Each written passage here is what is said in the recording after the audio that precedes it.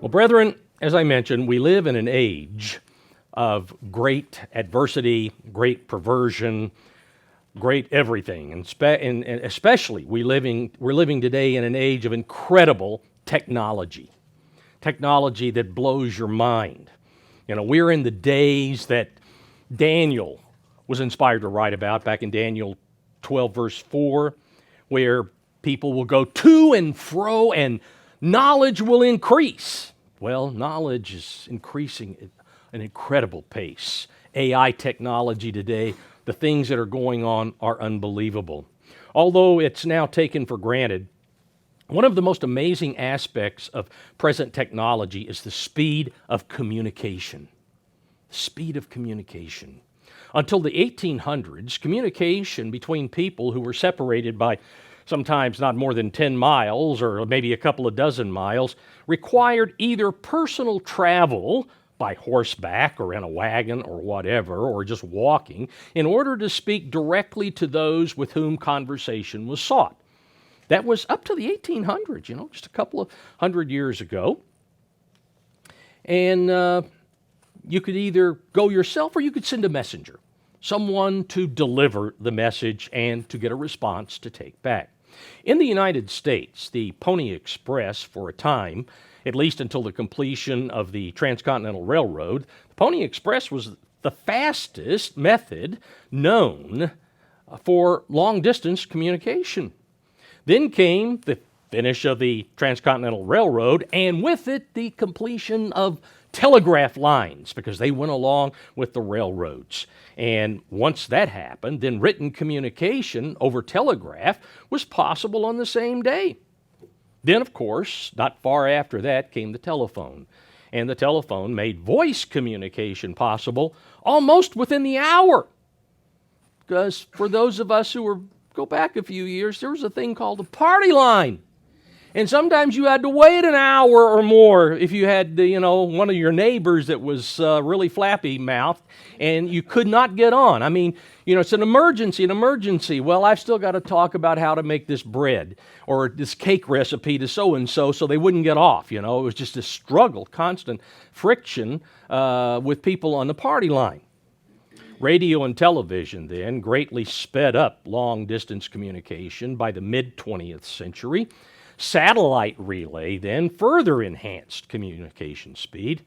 The advent of personal computers and dial-up email in the 1980s, which was then surpassed by much faster speeds in the 1990s, led to even quicker personal communications. Now, instant messaging. Instant messaging over computers, then on cell phones, surpassed email for speed. You didn't have to wait. You've got mail. Click on here so you can listen to your mail. Now it's right there in front of you on your phone. Yet, despite all of these dizzying accomplishments of communication technology, there's still one form of communication which is faster than anything that man has ever been able to achieve. Let's turn over to Daniel chapter 9 and let's note what this communication is. We find here in Daniel chapter 9, Daniel wanting to understand a prophecy that had been given to Jeremiah concerning the 70 years that were to pass from the time that Jerusalem was desolated, or from the time of desolation, until Jerusalem would be rebuilt and the desolation would be over. Jeremiah recorded it. Apparently, Jeremiah and Daniel, they lived at the same time, must have somehow corresponded, and so Daniel wanted to understand what this meant.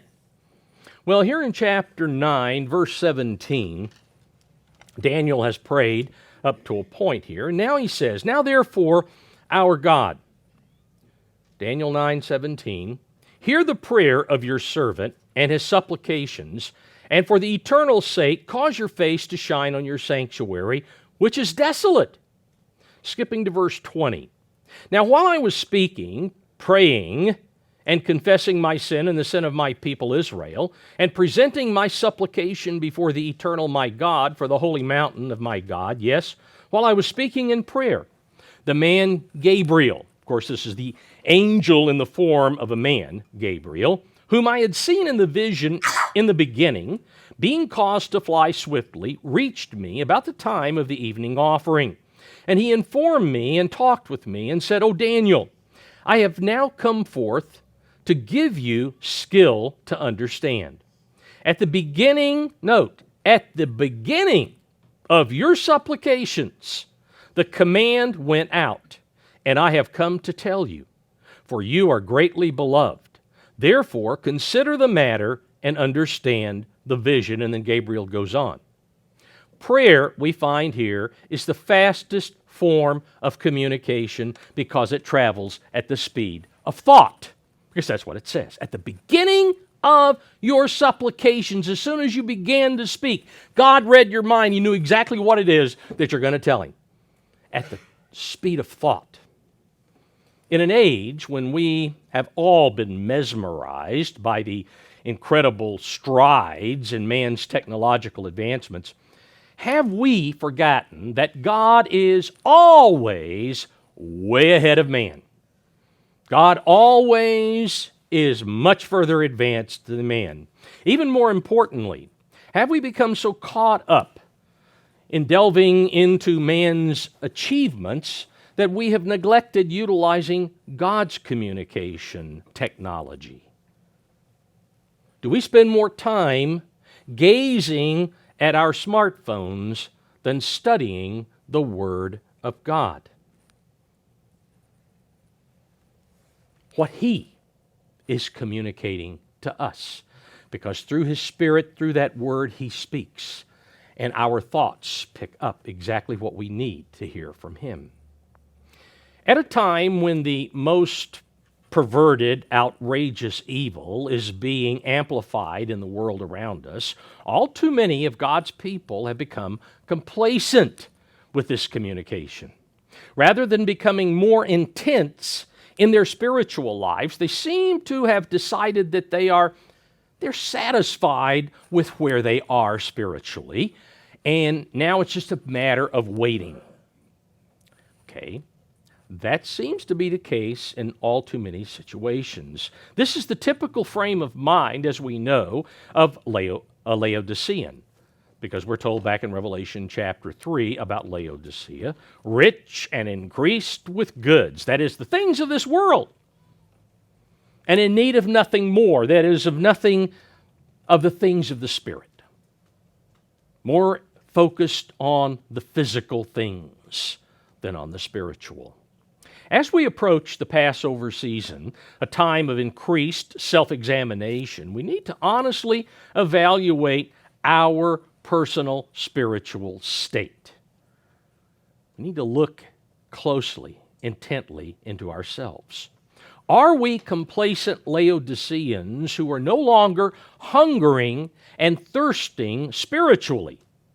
Because that's their fault. You go back and read Revelation 3:14 on down through about verse 20, and that's the situation. One quick test that will answer that question is the examination of our communication with God. That's all you need, is just to check our communication. How much do we actually communicate? And how much do we listen to what God communicates to us? And when we do communicate, what is the quality of our communication? What's the quality? As with Daniel, quality communication yields results, because his result was, as soon as he started, God knew what was in his mind, what he wanted, and God immediately sent Gabriel to answer, even though Daniel's still praying, because God's already known. He knows exactly what's coming out of Daniel's mind. Back in James chapter 5, the Apostle James emphasizes the need to have that quality aspect in our communication with God. In James chapter 5, verse 16, speaking to the church, he says, confess your trespasses to one another, that is, things that you need, as far as your spiritual growth and development. and pray for one another. You know, once you know that you've got a friend, that you've got others in the church that are struggling with various problems, pray for one another that you may be healed. It can be physically, it can also be a reference to being spiritually healed over certain things. The effective, note this, the effective, fervent prayer of a righteous man avails much. So we're told to pray for one another, and if we want results, the prayer needs to be effective. An effective, fervent prayer of a righteous man. The Greek word that's translated prayer here literally means a request or a petition. A request or a petition.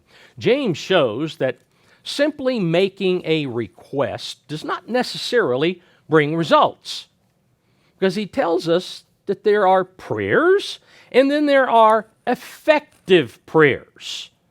Yes, we can pray and a lot of words and just go on and on and on, drone on and on and on, and get nowhere.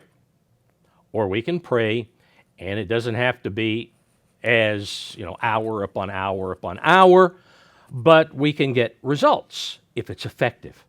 Effective means producing or capable of producing an intended or a desired effect. The Greek word that's translated effective literally means to be active or to expend energy or to work energetically at. I think that's from Ioannida is where I got that. But anyway, that's what the effective means in the Greek. Therefore, to be effective, we must actively work at communicating with God. It's got to be active. What then is an effective prayer that James talks about? What is an effective prayer? What's required to make a prayer effective? Well, as James points out here in verse 16, the very first requirement for being effective is that the prayer is a prayer of a righteous man, a righteous person. A person has to be righteous. No man we know is righteous of himself. Back in Romans chapter 3, and in verse 10, here, the Apostle Paul states, "As it is written, there is none righteous, no, not one." And that's evident from everything from certain Psalms to a number of other things that are written in the Holy Scriptures. There is none righteous, no, not one. So of ourselves, we're not righteous. Yet we are made righteous, as the Apostle Paul tells us. Let's turn over to chapter 6 here. We're made righteous by Christ's presence in our lives. And that's after we've repented, been baptized, been justified, or made right with God. Then we are righteous in His sight. And here in chapter 6 of Romans, verse 18, "And having been set free from sin," in other words, set free from being the slaves of sin. We were slaves. We've been released from that slavery to sin through the sacrifice of Jesus Christ. So, being set free from sin, you became slaves of righteousness. Now you are being righteous, not being sinful. That righteousness which we seek is based on faith, on absolute trust and reliance on Jesus Christ, and obedience to the instruction that He gives. One well-known example of that faith that's required is found back here in Hebrews chapter 11. Hebrews chapter 11 and verse 7. The well-known example that I refer to is that of Noah. Because if anybody expended a lot of physical effort for what he believed, it would be Noah. Because we find here in verse 7 of Hebrews 11, by faith, because he believed God, he trusted that God told him the truth. Noah, being divinely warned of things not yet seen. No evidence whatsoever that what God told him was going to happen was going to happen. It wasn't there. Moved with godly fear, prepared an ark for the saving of his household, by which he condemned the world and became heir of the righteousness which is according to faith. The righteousness that's according to faith, because we believe. We trust God that he makes promises and promises that he will fulfill. A righteous man does what righteousness requires. And what is righteousness? Psalm 119. Psalm 119. Verse 172. Here David speaks, David writes, "My tongue shall speak of your word, for all your commandments are righteousness." All of the commandments, the 10 commandments, define righteousness. That's righteous conduct.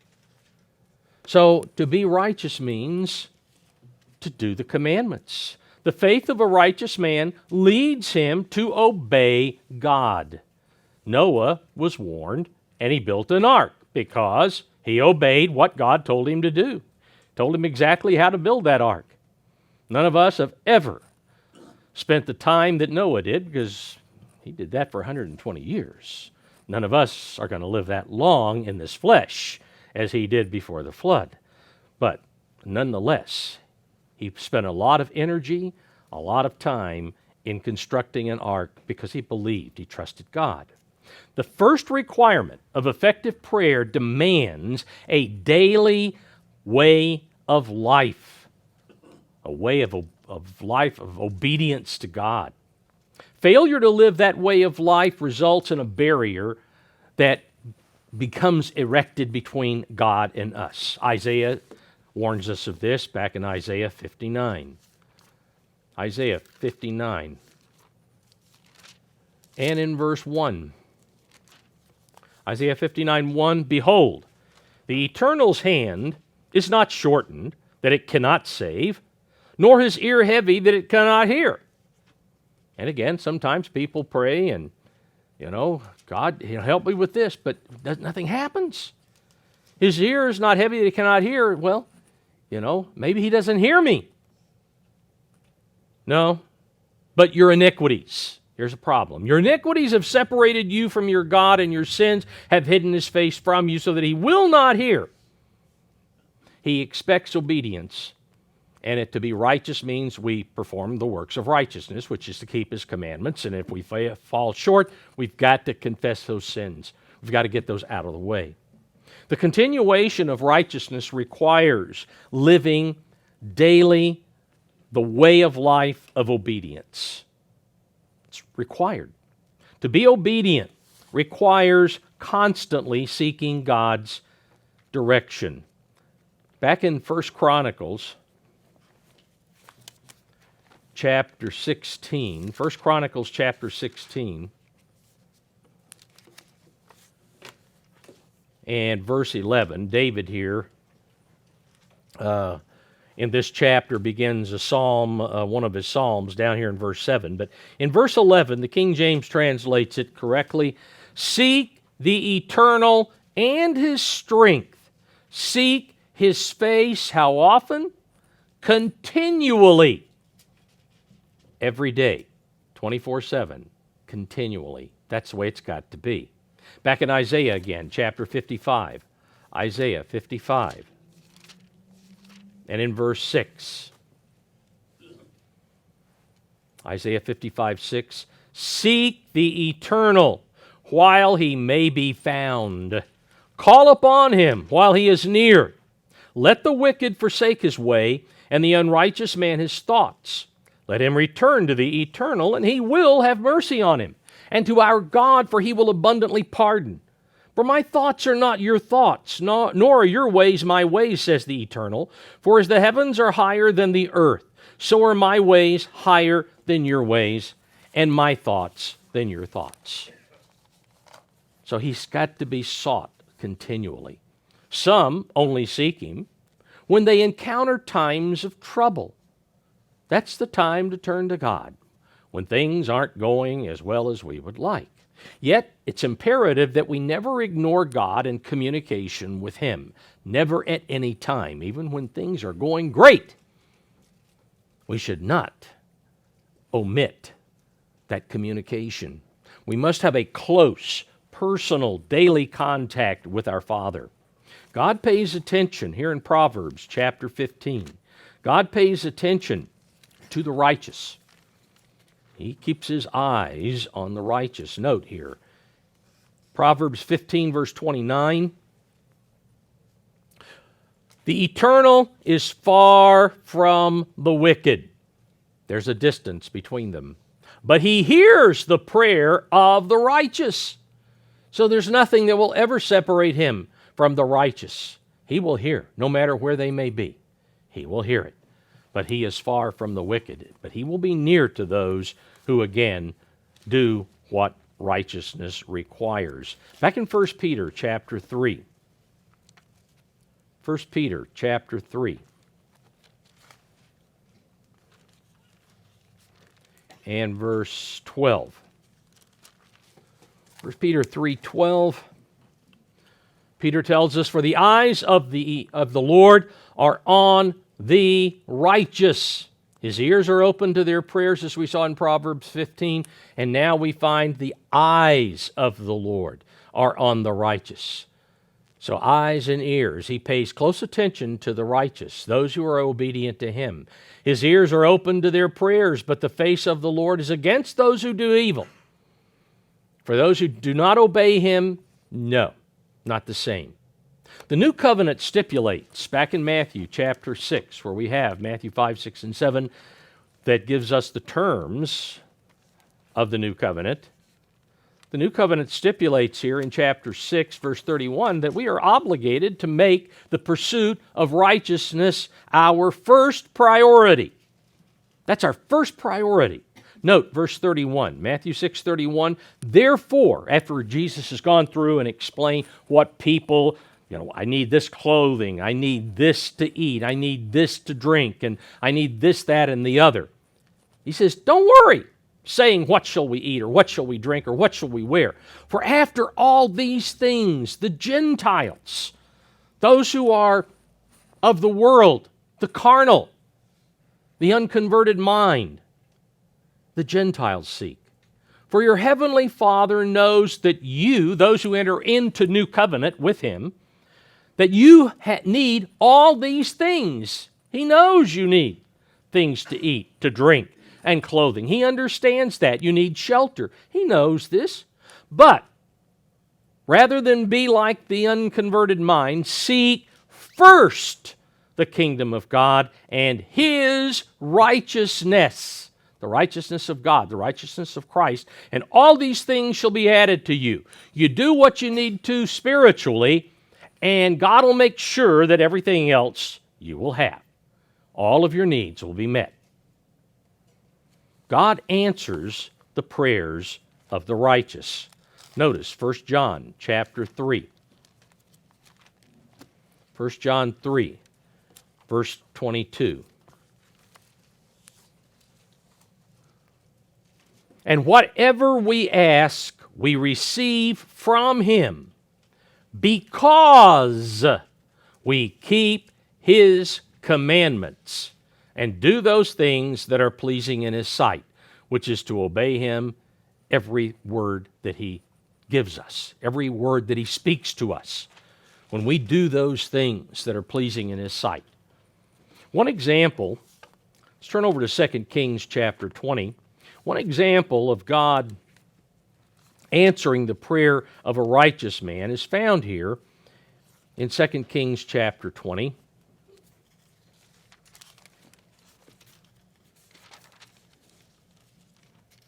And this is about Hezekiah, who was a righteous king of Judah.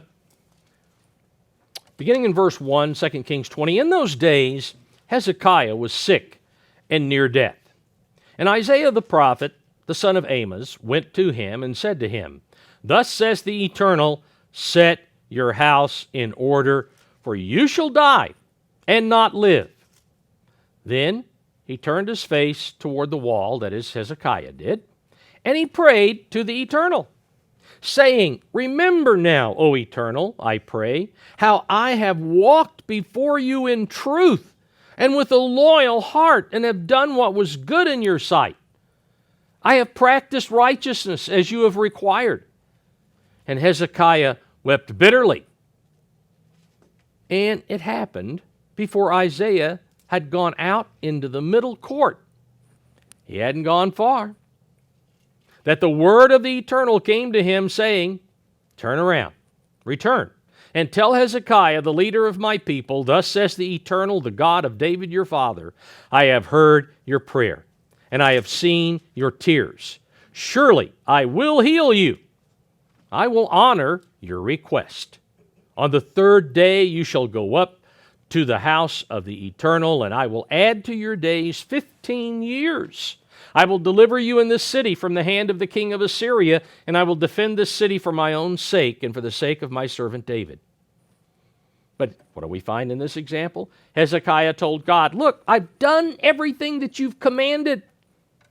I have been righteous to the best of my ability and with your help. Now please fulfill the blessings you promised to the righteous. And God responded. This was an effective prayer. That's how effective. No sooner had Isaiah walked maybe 5 minutes, maybe 10, I don't know how big the palace was, but at any rate, he hadn't gone very far, and that prayer, though short, was extremely effective. God responded immediately. In discovering other requirements of effective prayer, let's be attentive. Let's turn over to Genesis chapter 18. Let's be attentive and learn from the examples of the prayers of the righteous men of the Bible. Let's pay very close attention to what traits made their prayers so effective. First, let's notice an example here in Genesis 18 from the life of the father of the faithful, Abraham. We find here in verse 16 of chapter 18, Then the men rose from there. Now this was after the God the Word had appeared, manifested himself physically, and was with two angels that looked like men. And so the three were coming by. Abraham recognized him and had him over to eat. So he served a meal. That was during the days of unleavened bread. We don't have time to get into all that today, but that's what happened. But then the men rose, once they were finished eating, and looked toward Sodom, and Abraham went with them to send them on the way. And the Eternal said, Shall I hide from Abraham what I am doing? Since Abraham shall surely become a great and mighty nation, and all the nations of the earth shall be blessed in him. For I have known him, in order that he may command his children and his household after him, that they keep the way of the Eternal to do righteousness and justice, that the Eternal may bring Abraham to what he has spoken to him. And the Eternal said, verse 20, Because the outcry against Sodom and Gomorrah is great, and because their sin is very grave, I will go down now and see whether they have done altogether according to the outcry against it that has come to me. And if not, I will know. Then the men turned away from there and went toward Sodom. That is, the two angels continued on while God the Word remained there with Abraham. But Abraham stood still before the Eternal. And Abraham came near and said, Would you also destroy the righteous with the wicked? Would you do that? Suppose, or as Tanakh translates, what if? What if there were 50 righteous within the city? Would you also destroy the place and not spare it for the 50 righteous that were in it? Far be it from you to do such a thing as this, to slay the righteous with the wicked, so that the righteous should be as the wicked. Far be it from you. Shall not the judge of all the earth do right? So the Eternal said, If I find in Sodom 50 righteous within the city, then, I will spare all the place for their sakes. Then Abraham answered and said, Indeed now, I who am but dust and ashes have taken it upon myself to speak to the Lord. Suppose there were 5 less than the 50 righteous. would you destroy all of the city for lack of 5? So he said, if there be 45, I will not destroy it. Abraham spoke again, and said, suppose there should be 40 found there. So he said, I would not do it for the sake of 40. Then he said, let not the Lord be angry, and I will speak. Suppose, what if 30 should be found there? So he said, I will not do it if I find 30 there. He said, indeed now, I have taken it upon myself to speak to the Lord. Suppose, what if 20 should be found there? So he said, I will not destroy it for the sake of 20. Then he said, let not the Lord be angry, and I will speak but once more. Okay, finally, he gets down to where he wants to be. Suppose, what if 10 should be found there? That would take care of Lot and his daughters and sons-in-law. That would take care of it. Okay, 10. Okay, this is where he wanted to go to start with, but he didn't want to push it too much. So the Eternal said, I will not destroy it for the sake of 10. So the Eternal went his way as soon as he had finished speaking with Abraham, and Abraham returned to his place. Now, how was it that Abraham was effective? Because he was obviously effective. He was respectful. He was respectful, but he was forthright in speaking to God. He didn't hold back. He wasn't trying to be deceitful or whatever else to get his way. He was very forthright. He took it a little at a time, yeah. He wasn't hesitant to express his concerns, and in this manner, he showed that to be effective, we must be, the second requirement for effective prayer, we must be bold. We must be bold. Abraham was bold, but he was not demanding. Over in chapter 19, verse 29, this was after the angels came to Lot.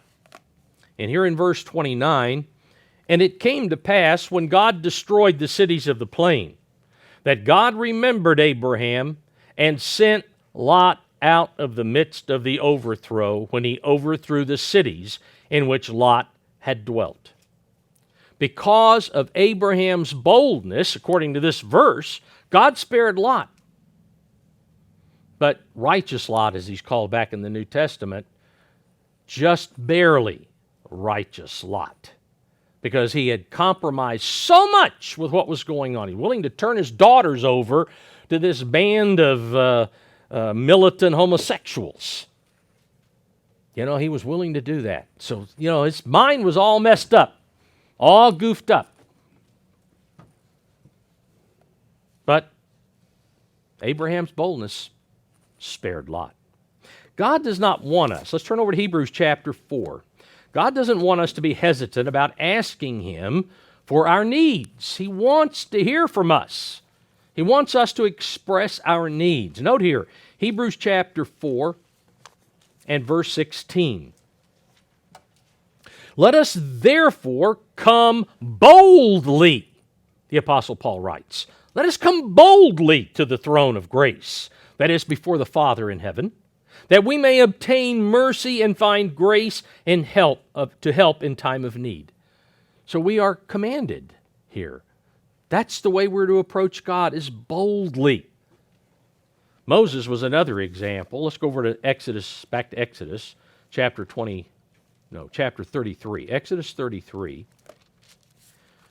Moses was another very good example of a righteous man who boldly sought out God. And we find here in chapter 33, after the golden calf incident, God told Moses that he would no longer accompany Israel. He had had it. He's washing his hands of them. They're going to go on their own. We find here then in verse 1, I'll read from the New Living Translation, at least first couple of verses here. Exodus 33, beginning verse 1. The Eternal said to Moses, get going, you and the people you brought up from the land of Egypt. Go up to the land I swore to give to Abraham, Isaac, and Jacob. I told them I will give this land to your descendants, and I will send an angel before you to drive out the Canaanites, Amorites, Hittites, Perizzites, Hivites, and Jebusites. Go up to this land that flows with milk and honey, But I myself, I will not travel among you, for you are a stubborn and a rebellious people. If I were to go on, I would surely destroy you along the way." When the people heard these stern words, they went into mourning and stopped wearing their jewelry and fine clothes. Moses then went on to speak boldly with God and expressed what he thought God should do, beginning here in verse 11.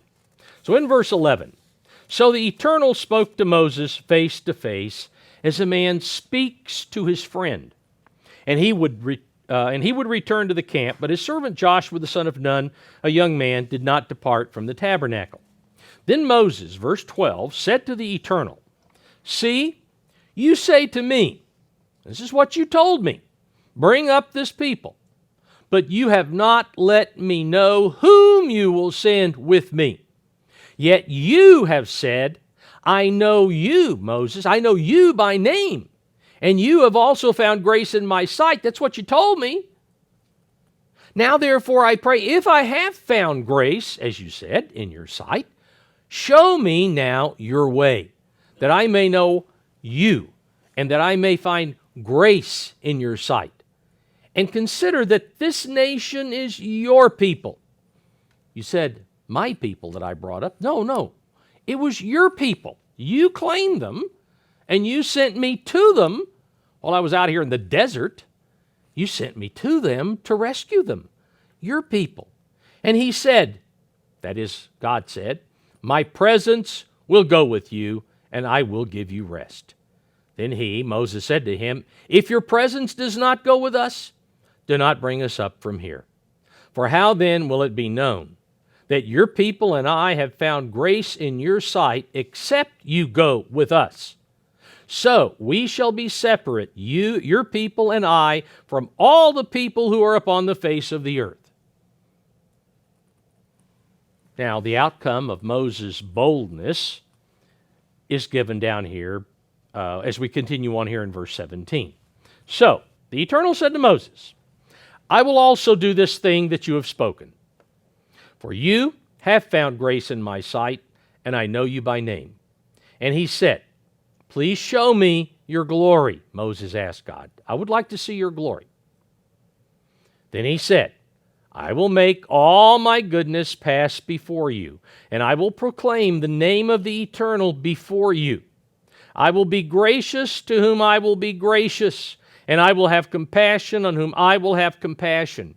Now this is the God who up to this point in time had poured one plague after another on Egypt, killing, destroying. He destroyed the army of Egypt in the Red Sea. He has done all kinds of things, but now there's a different side of God that's being shown, a God of compassion. He was willing to let it go. He wasn't going to destroy Israel. He's going to show them mercy. And so he says, "I will proclaim the name of the Eternal before you. I will be gracious to whom I will be gracious," that is, to Israel, "and I will have compassion on whom I will have compassion." Verse 20, "But he said, all right, I will show you my glory, and I will proclaim my name, a merciful and a compassionate God, when I walk by." Then he said, "You cannot see my face, for no man shall see me and live." And the Eternal said, "Here is a place by me, and you shall stand on the rock. So it shall be, while my glory passes by, that I will put you in the cleft of the rock, and I will cover you with my hand while I pass by. Then I will take away my hand, and you shall see my back, but my face shall not be seen." And so what did God do? He did exactly what Moses asked. So Moses' communication yielded results. But he was very bold to speak with God in this manner. Moses provides another example of effective communication back in chapter 32. In chapter 32, beginning in verse 7, "And the Eternal said to Moses, Go, get down." This was after the 40 days were coming to an end. He was going to be up in the mount for 40 days. Day 40 came, but yet, right there before the 40th day ended, what happened with Israel? They decided, you know what? He's not coming back. And so they began an orgy and worshiping the Apis bull of Egypt. The Eternal said to Moses, "Go get down, for your people whom you brought out of the land of Egypt have corrupted themselves. They have turned aside quickly out of the way which I commanded them. They have made themselves a molded calf and worshipped it, sacrificed to it, and said, 'This is your God, O Israel, that brought you up out of the land of Egypt.' And the Eternal said to Moses, 'I've seen this people, and indeed it is a stiff-necked people. Now therefore let me alone, that my wrath may burn hot against them, and I may consume them, and I will make of you a great nation.' Then Moses pleaded with the Eternal his God and said, 'Eternal, why does your wrath burn hot against your people whom you have brought up out of the land of Egypt with great power and with a mighty hand? Why should the Egyptians speak and say, he brought them out to harm them, to kill them in the mountains, and to consume them from the face of the earth? Turn from your fierce wrath and relent from this harm to your people.'" And so again, Moses was very bold when he spoke with God. While exhibiting boldness, Moses also applied the third requirement for effective prayer. He spoke to God according to God's will. He made reference to the will of God. Going on here in chapter 32 of Exodus, verse 13. Note, he goes right to what God's will was, what he understood it to be. "Remember," he told God, "remember Abraham, Isaac, and Israel, your servants, to whom you swore. You swore this by your own self, and you said to them, 'I will multiply your descendants as the stars of heaven, and all this land that I have spoken of I give to your descendants, and they shall inherit it forever.' So the Eternal relented from the harm which he said he would do to his people." Note, Moses referred to God's will within the framework of the promise that God had made to the patriarchs. This was your will. God, you're going to destroy them, but this is your will to honor what you swore to Abraham, Isaac, and Jacob, the patriarchs. Based on Moses' selfless plea, and it was a selfless plea for the people. Because of that, God altered the action that he had proposed to take. Because he could still have honored the prayer to Abraham, Isaac, and Jacob through Moses. It just had to be their descendants. And so, but Moses said, no. You need to do it for all the tribes, all the sons of Jacob. Moses' example reveals the importance of always praying according to God's will. Back in James chapter 4, verse 1, I'll read this from the Complete Jewish Bible. James states, "What is causing all the quarrels and fights among you? Isn't it your desires battling inside you? There are thoughts that are in your head that really shouldn't be there. You desire things and don't have them. You kill and you are jealous and you still can't get them." Now, the kill here means to have the spirit of murder. Because if he's writing to the church, obviously they weren't whacking each other with machetes. But the attitude, murderous attitudes, were there. Hatred is what begins the spirit of murder. So you kill, you have a murderous spirit, you are jealous, and you still can't get them. So you fight and quarrel. The reason you don't have is that you don't pray. You don't have it because you haven't asked for it. Or you pray and you don't receive because, why doesn't God answer? You pray with the wrong motive. That of wanting to indulge your own desires. Not wanting to fulfill the will of God. Praying to get our way is asking God to satisfy our will, which is utterly selfish. God's will is for His children to be exactly as He is. And He is what? He is selfless. God is love, John writes back in 1 John. He is always more concerned for the needs of others than for self. And that's the way we're to be more concerned for the needs of others than the needs of ourselves. Our prayers must reflect this trait of selflessness. But what was going on here that James writes about was anything but selflessness. It was selfishness. Back in 1 Kings chapter 3, we have the communication that happened between God and Samson when Samson had just become king after his father David died. Here in 1 Kings chapter 3 and verse 5, it says, "At Gibeon, the Eternal appeared to Solomon in a dream by night. And God said, 'Ask, what shall I give you?' And Solomon said, 'You have shown great mercy to your servant David my father, because he walked before you in truth, in righteousness and in uprightness of heart with you. You have continued this great kindness for him, and you have given him a son to sit on his throne, as it is this day. Now, O Eternal my God, you have made your servant king instead of David my father.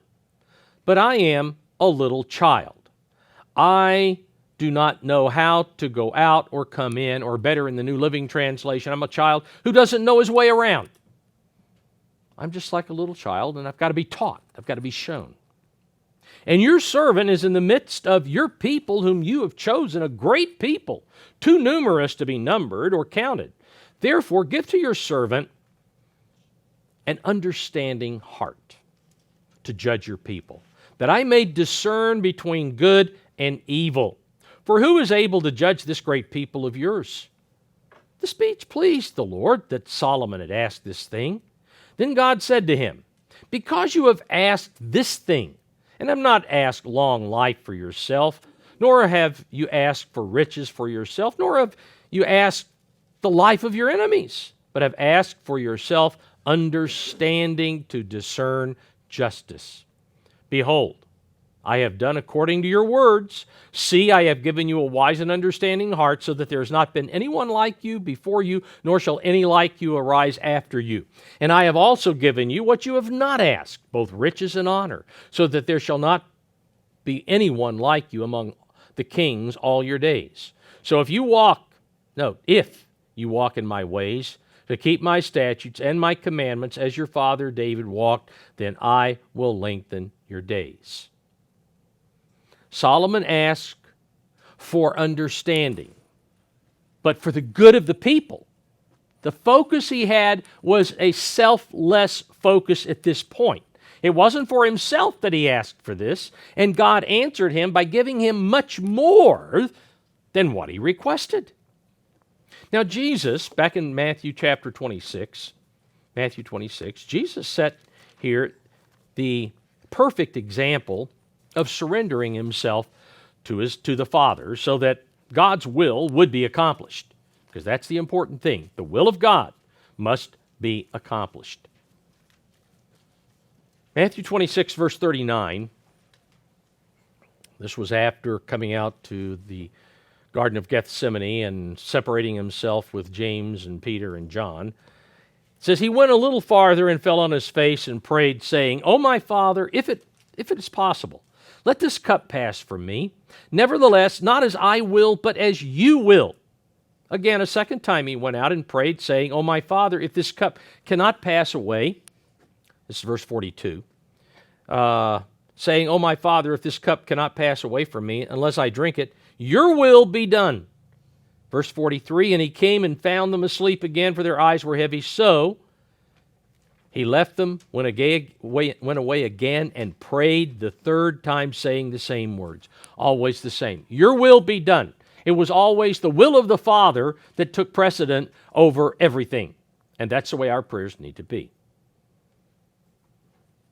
Father's will, much more important than our will. Now, the parallel account in Luke chapter 22, parallel account of this prayer of Jesus leads us to the fourth requirement of effective prayer. But let's note this, verse 41, Luke 22, verse 41.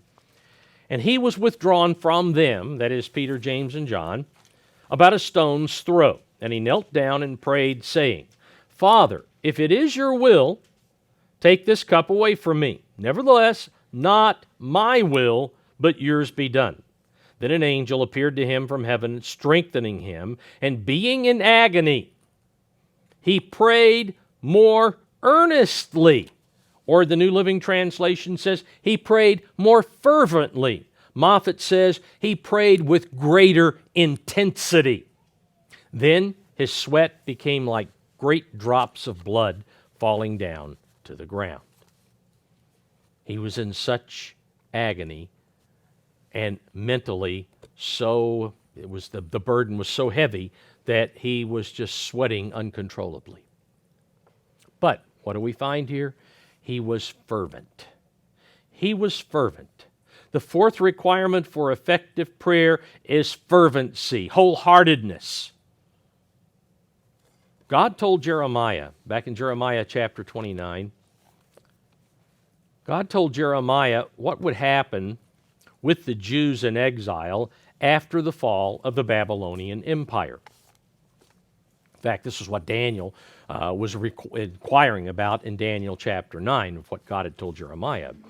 But we find here in verse 12 of Jeremiah 29, Jeremiah 29:12, God says, Then you, once Babylon falls, you will call upon me and go and pray to me, and I will listen to you. That is, of the Jews in exile. I'll listen to you. And you will seek me and find me. When, this is what's required, when you search for me with all your heart. Or as Tanakh says, when you search for me wholeheartedly. With all your heart, with all your being.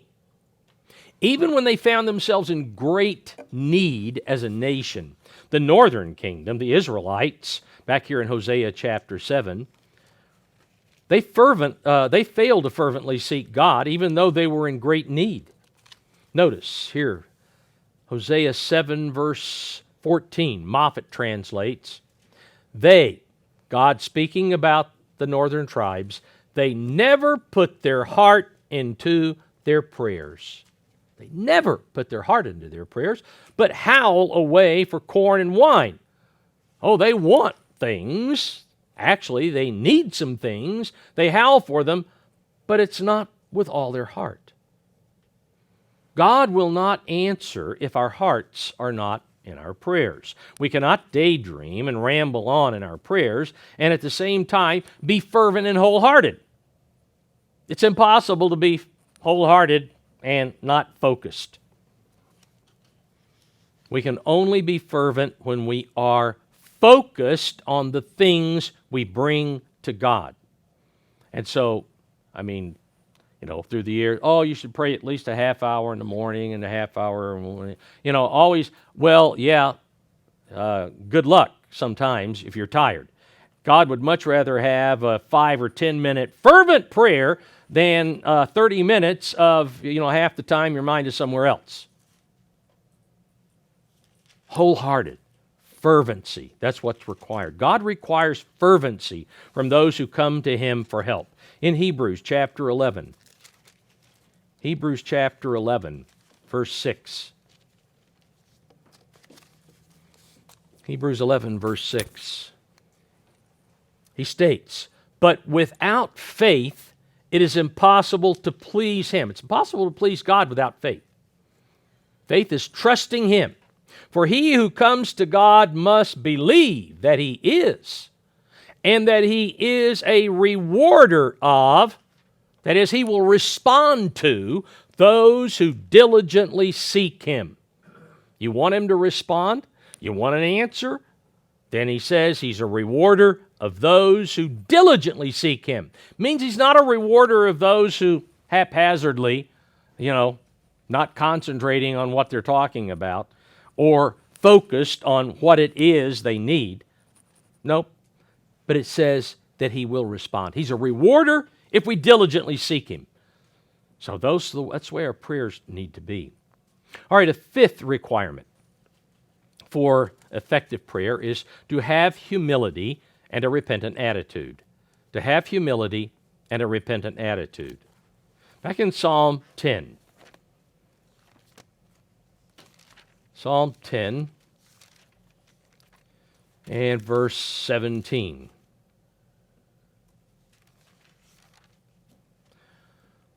Eternal, you have heard the desire of the humble. Okay, so he listens to the humble, those with humility. You have heard the desire of the humble. Continuing on in the New English translation, you will make them feel secure because you listen to their prayer. You make them feel secure because you listen to they know you're going to listen. The humble know that you listen, and they will feel secure that you have heard, that you will respond when the time is right for the response. In 2 Chronicles chapter 7, 2 Chronicles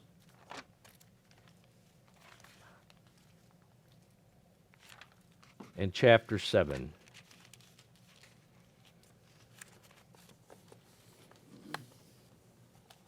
Okay, this again is in the time of Solomon's reign.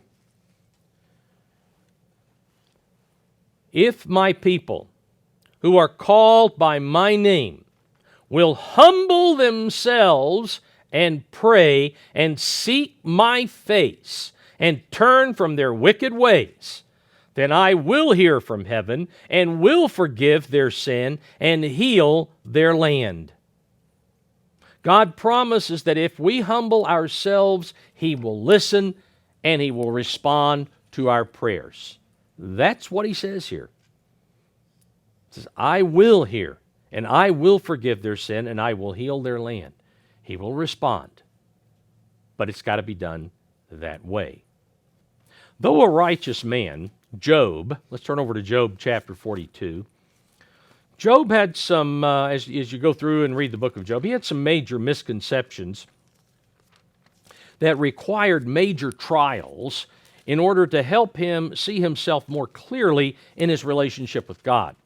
When the trials accomplished God's intended purpose, the reason, Job showed humility. We find here in chapter 42. He acknowledged his misconceptions about God and he repented. He repented for his errors. Note, I'll read from the New Living Translation, verse 1. Then Job replied to the Eternal. This is after God laid it out for him. Job, you're not equal to me. Okay? And we're not on equal footing here. But just, this is what you need to understand. Well, then Job replied, I know that you can do anything and that no one can stop you. You ask, who is this that questions my wisdom with such ignorance? It is I. And I was talking about things I knew nothing about, things far too wonderful for me. You said, listen, and I will speak. I have some questions for you, and you must answer them. I had only heard about you before, but now, after going through all of this experience, now I have seen you with my own eyes, Job says. I take back everything I said, and I sit in dust and ashes to show my repentance. After the Eternal had finished speaking to Job, he said to Eliphaz the Temanite, I'm angry with you and your two friends, for you've not spoken accurately about me as my servant Job has. So, take 7 bulls and 7 rams and go to my servant Job and offer a burnt offering for yourselves. My servant Job will pray for you, and I will accept his prayer on your behalf. I will not treat you as you deserve, for you have not spoken accurately about me as my servant Job has. In other words, if you got what you deserved, you'd be dead, is what God said. So Eliphaz the Temanite, Bildad the Shuhite, and Zophar the Naamathite did as the Eternal commanded them, and the Eternal accepted Job's prayer. When Job prayed for his friends, the Eternal restored his fortunes. In fact, the Eternal gave him twice as much as before.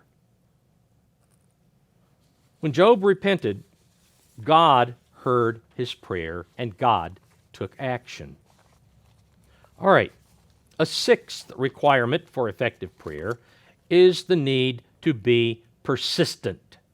The need to be persistent. Let's go back to Genesis chapter 32 to an example involving Jacob. God the Word manifested himself here in Genesis 32.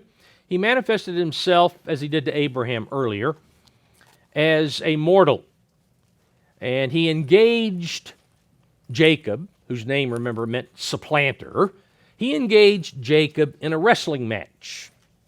And this wrestling match lasted all night long, and it was to test the tenacity of Jacob. You know, how long will he endure? How long will he hang on? We find here in verse 24, then Jacob was left alone, and a man wrestled with him until the breaking of day. Now, when he saw that he did not prevail against him, that is, when the man, that is, the manifestation of God the Word, he touched the socket of Jacob's hip, and the socket of Jacob's hip was out of joint as he wrestled with him. And he said, "Let me go, for the day breaks." But Jacob said, "I will not let you go unless you bless me." So he said to him, "What is your name?" He said, "Jacob, supplanter." And he said, "Your name shall no longer be called supplanter, but Israel, prevailer with God." That's what the name means. "For you have struggled with God and with men, and have prevailed." Then Jacob asked him, saying, "Tell me your name, I pray." And he said, "Why is it that you ask about my name? You obviously know who I am, or you wouldn't ask for a blessing," basically, is what he's saying here. You know who I am. And he blessed him there. But what do we find? Jacob was persistent, and because he was persistent, God blessed him and gave him a new name because he did prevail. And of course, God the Word made certain that physically he manifested himself with just enough muscle to wrestle evenly with Jacob all night long. In Luke chapter 18, we have another example of persistence in prayer. Luke 18, verse 1.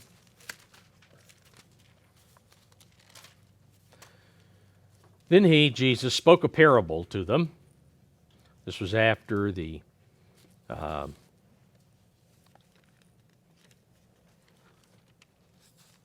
let's see, where are we? Yeah, Luke 18. Then he spoke a parable to them that men always ought to pray and not lose heart, saying, "There was in a certain city a judge who did not fear God nor regard man. Now, there was a widow in that city, and she came to him saying, 'Get justice for me and my adversary.' And he would not for a while. But afterward he said within himself, 'Though I do not fear God nor regard man, yet because this widow troubles me, I will avenge her, lest by her continual coming she weary me.'" In other words, I'll help her out because I am a very selfish individual and I don't want to waste time with this woman anymore. All right, that was the attitude of this judge. Then verse 6, the Lord said, "Hear what the unjust judge says." You know, he responded because he's so selfish. Hear what he said.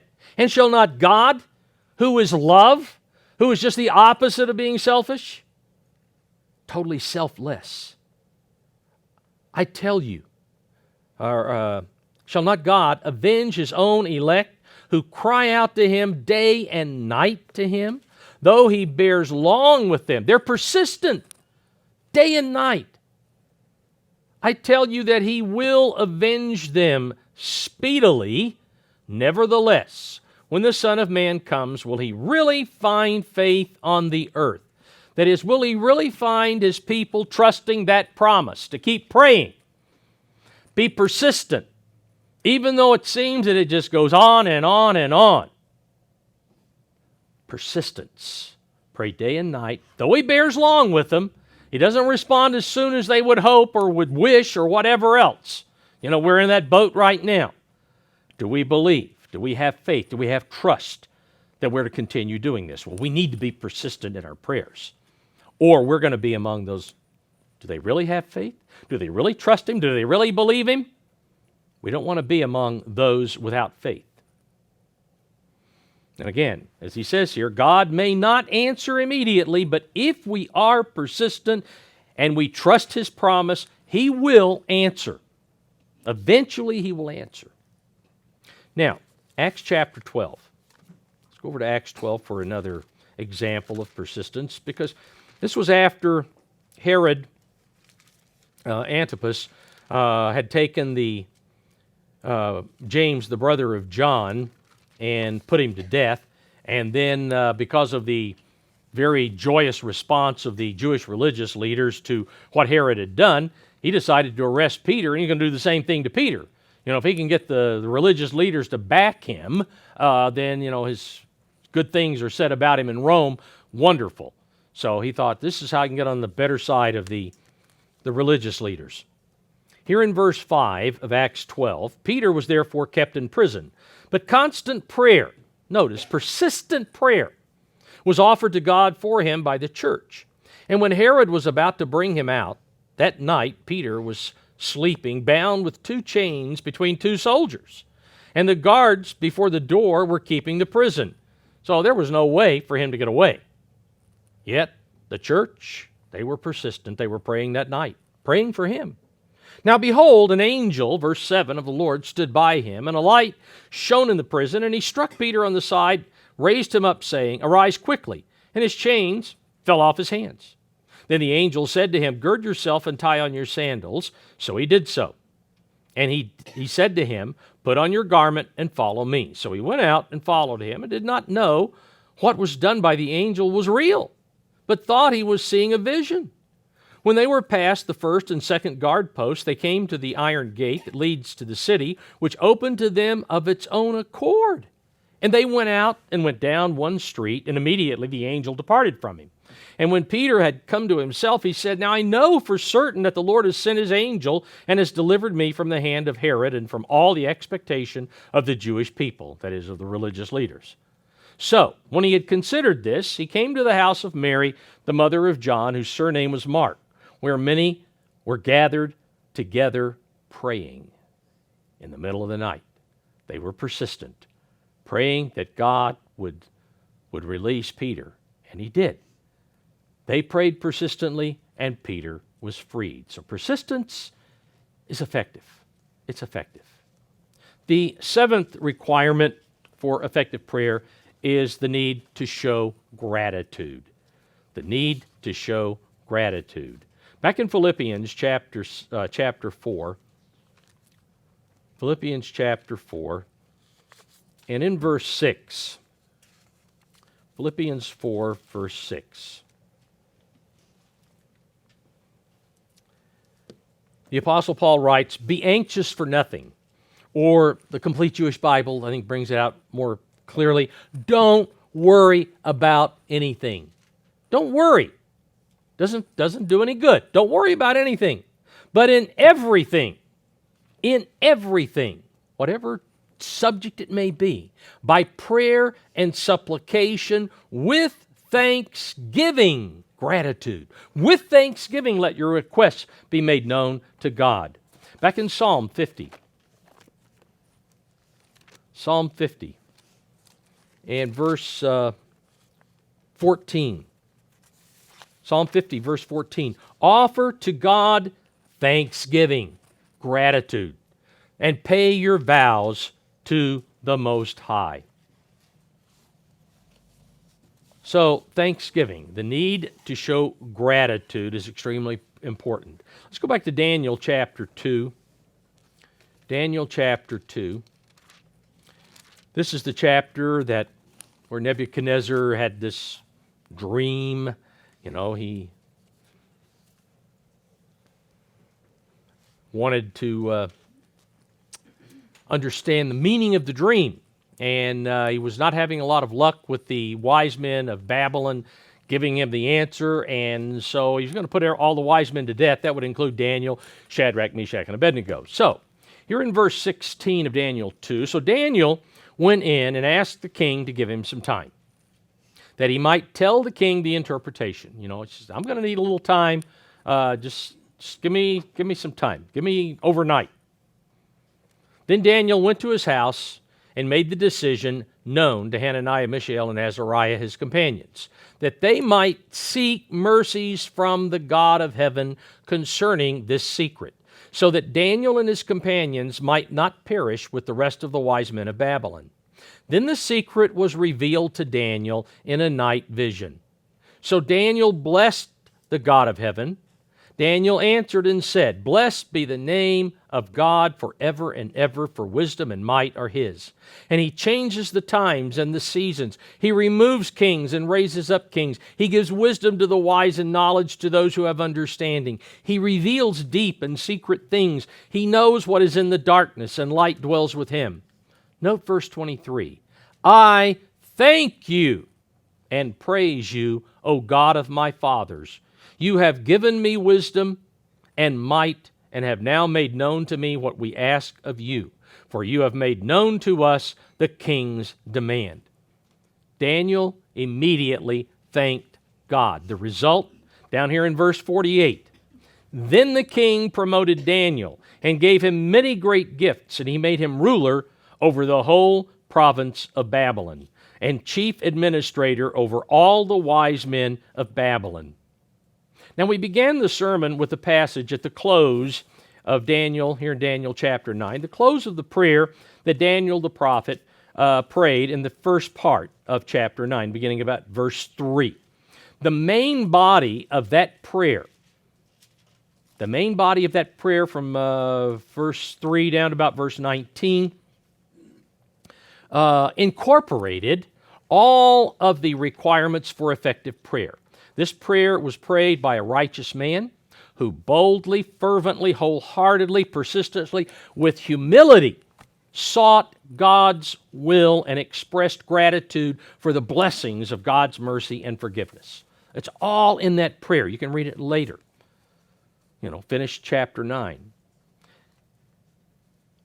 And again, as we saw earlier at the outset of the sermon, because Daniel prayed this effective prayer in chapter 9, he received immediate results, which, again, down in verses 20 through verse 23 or so. Brethren, at this time, when incredible amounts of mostly frivolous communications bombard us incessantly, let's take a break from this time-consuming whirlwind and examine what should be our most important communication, our communication with God.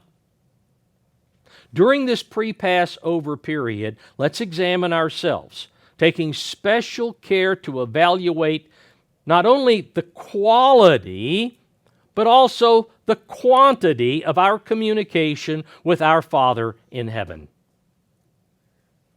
Are we praying effectively? That is, fervently, boldly, humbly, persistently, with gratitude, and according to God's will. Are we praying effectively? If not, let's take immediate action to correct our failure. Rather than succumbing to the Laodicean attitude of needing nothing spiritually, which greatly inhibits prayer, let's understand how great our need is for God and how important it is for us to seek Him while He is near, while He may be found.